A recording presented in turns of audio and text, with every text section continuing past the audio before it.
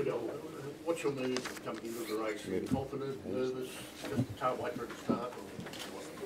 Till all you guys came, I was pretty calm and relaxed. No, we've had most of the work's done for the tour now, and so now it's actually two of the most relaxing days pre-tour build-up of the year for me, these 2 days here. But of course tomorrow onwards is going to be completely different. And the rain and the wind's making me a bit nervous too, to be honest. Have you been getting messages of support from Australia?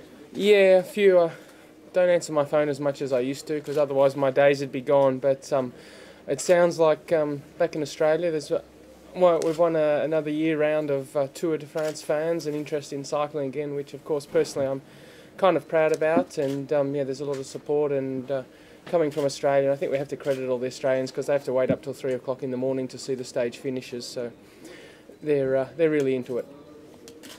What's it like to know that you're considered to be the biggest favourite to win the Tour this year? What's it like to know?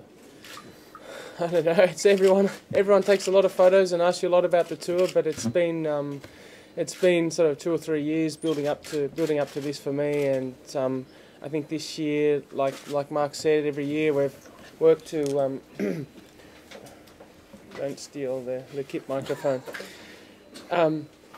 Every year we've been working to build up to what would hopefully be our best level, and it looks like our best level. It's the capability of winning the tour is certainly within our capacities, and I'd say it's been a fast progression, but a reasonably steady one. Who do you consider your strongest rivals? Menchov, like Mark said, I think Menchov has been quietly sort of bubbling away there, and he was good in the Giro, but never sort of really not often put on his limits, I think. And had Rabobank, they showed last year they have a very good team when they need to, whether it's to defend yellow or ride for the whole tour, they could do that last year. But also, yeah, strength in numbers, CSC, Kunigo, it's going to be interesting. And yeah, of course Valverde, he's seemed to have come up to another level as a stage race rider this year. His results in Dauphiné showed, so it's you can say I'm the biggest favourite or whatever, but it's not going to be easy. No matter what happens, there's always going to be plenty of contenders. Cadel, we know you as a defensive rider, but in the Dauphiné you were doing something different. You were attacking. Is that the Evans we're going to see in this Tour de France? Let's see what happens and how my legs are.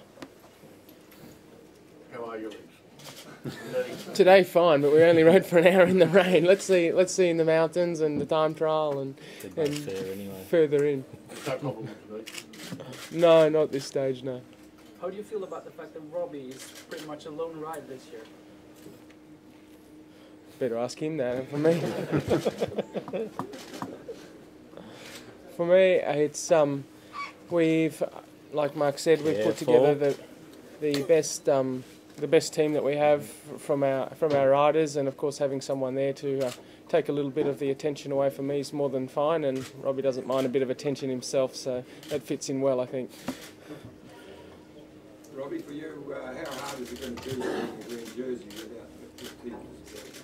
Well, it's hard with a team. It's probably a little bit harder without a team, but like I've said in the lead up to the tour, the green jersey is not a priority for me. I want to win a stage.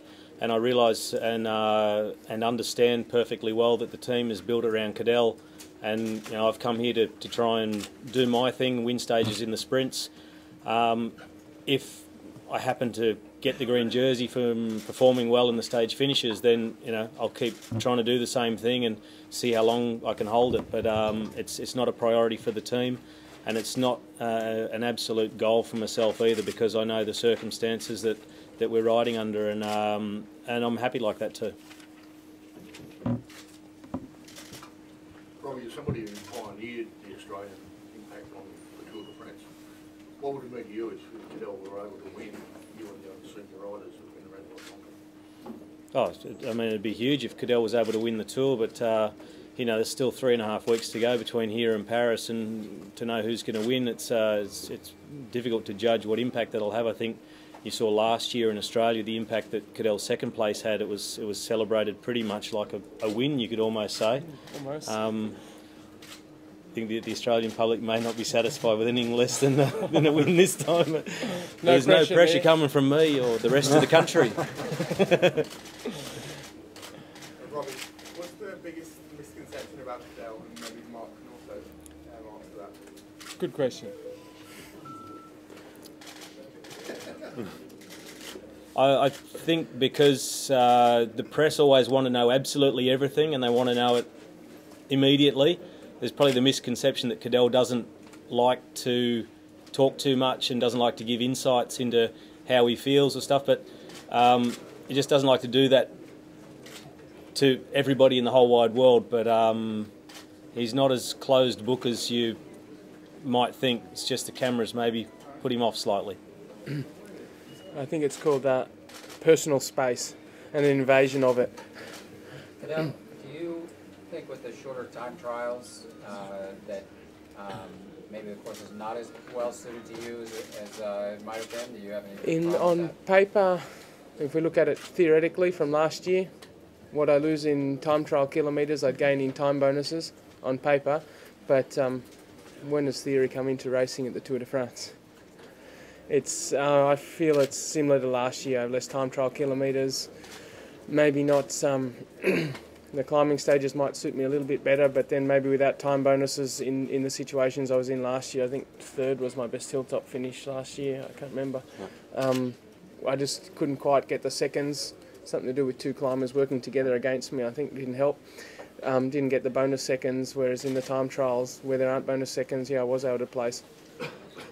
Cadel, the absence of some top riders, does it make this race a less prestigious race for you, or is the Tour the Tour? No, the Tour is the Tour, and I think it's all just part of it. You have to be here to be part of it. You have to be in it to win it, and here we are, ready to start tomorrow. Robbie? Someone from Holland. Hang on, he's on the phone. Yeah, sorry, I just had someone from Holland calling. A journalist that couldn't be here. I thought every journalist was here. Are you finished? Still on? Pardon me? Are you finished with the phone call? Yeah, I was just turning it off actually to avoid that again. You've got 2 stage wins in the Tour of Switzerland. Did that bring you relief that you were back into that winning form, or was it form that you could see coming and feeling in the lead up to those results? Yeah, the form was always coming, the condition was always there, but I have had a difficult year. I've been injured for, I could almost say, the most part of the first half of the season, because I had a crash in the beginning, and just when I was really getting going again and managed to then win my first race at Romandy, I went to the Giro feeling good. I crashed twice there again, so the condition was always good, but I was just struggling against the after effects of those falls. And from before the Tour de Suisse, with the help of my physio, Victor Popov, I started feeling a lot better again, straightened me up, and the power came straight back. And then, yeah, you saw, and then in Swiss I won 2 days in a row, and straight back to where I felt, I should have been, the way I felt condition-wise. And I feel good coming into this tour, so I'm back on track. In the last couple of years, as you mentioned, all of you mentioned how the team's now sort of structured around Cadel and the yellow jersey pursuit. In that process leading up to now, was there any time that was difficult for you to come to terms with that sort of shift in mindset? No, not really, because it's been a very gradual shift, I guess you could say, over 3 years. And I mean, when Cadel first came to the team, before he came, I actually spoke to Mark at length about Cadel, about his qualities, what he could bring to the team, and what I eventually could see him doing. And recommending someone like Cadel, and I was pretty sure of what he was capable of, then I knew that by doing that, in the long term, it could, in a way, work against me, but it's something I was prepared to go through, and it'd be great to be a part of a Tour de France winning team.